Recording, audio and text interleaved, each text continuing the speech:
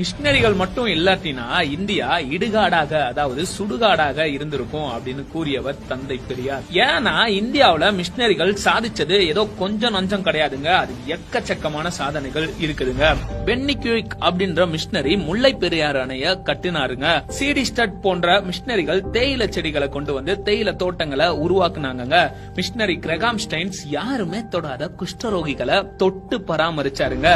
Robert de Nobili, Veeramamunivar, Peter Percival, collector Ellis Durai, G U. Pope Iyer, Johann Philipp, Ziegenbalg இவங்க எல்லாம் தமிழ் மொழியோட பாதுகாப்புக்காகவும் அதனோட பெருமையை உலகறிய செய்யவும் அரும்பாடுபட்டு இருக்கிறாங்க.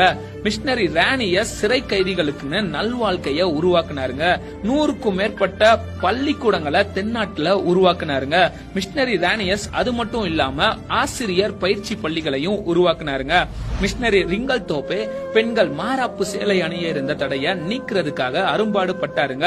தாழ்த்தப்பட்ட மக்கள் உயர வழிவகை செய்தாருங்க மிஷினரி ரிங்கல் தோப்பே. அடுத்ததா மிஷினரி வில்லியம் கேரி சதி என்னும் உடன்கட்டை ஏறும் கொடிய பழக்கத்தை ஒழிக்க பாடுபட்டாருங்க.